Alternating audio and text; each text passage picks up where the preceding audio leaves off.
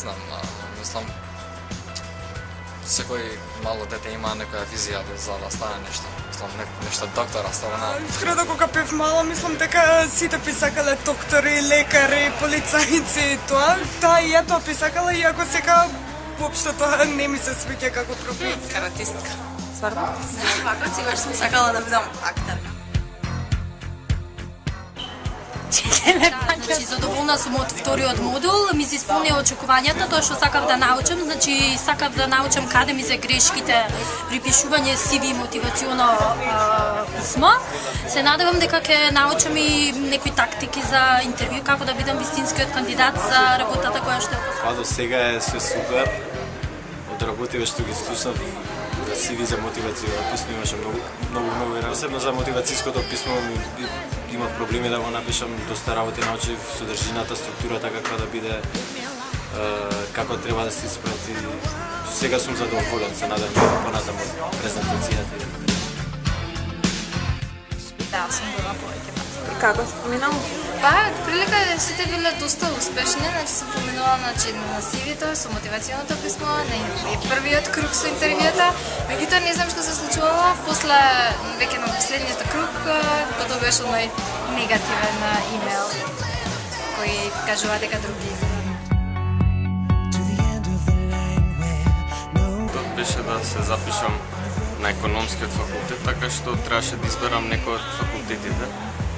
Го избрав економскиот факултет и мислам дека тоа е до сега најтешката одлука што сум ја направил. Според мене, што сметам, тоа било да одлучам прво средното образование, а подоцна и факултетот сега за сега. Сметам дека е тоа. А за понатаму? Па до сега не можам да кажам дека сум донесла некоја тешка одлука, али сега се наоѓам во една многу тешка ситуација, тоа во кој факултет да се запишам.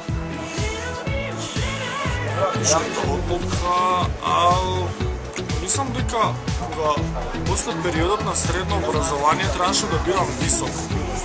Значи работата беше дали да го учам тоа што го сакам или тоа што едноставно требаше да се надоврзе на моето средно, затоа што учев средно медицинство, најлогично беше медицински факултет, се мислев на нешто друго и тоа ми беше онака доста тешко. Креативна. Најкреативната работа. Најкреативната работа е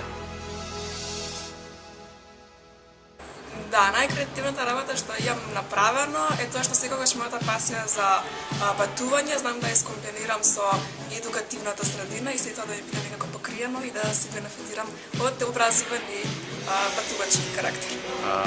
Најкреативната работа е моето CV и мотивацијското писмо што го напишав за овој модул.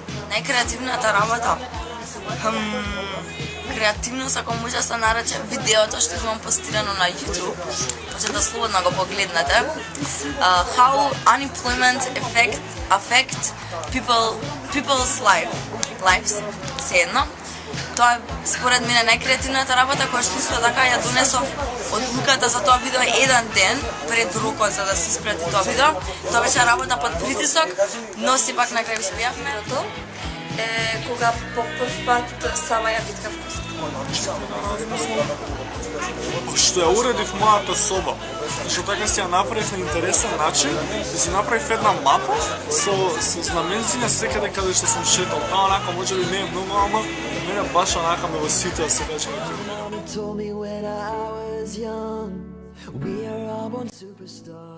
Помислам дека не сум била дискриминирана, затоа што на работа релативно сите се окей. На местата каде што имам волонтирано и посетувано практики, така да сметам дека сите биле фер и колегијални кон мене.